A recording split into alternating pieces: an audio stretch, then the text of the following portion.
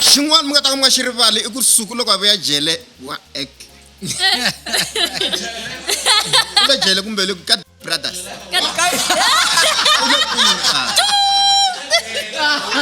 va kombela mali a mi ri mitirhi laya Ku nga va ku ri swona swi nga mi sivela ku mi nga join competition a ni tirhangi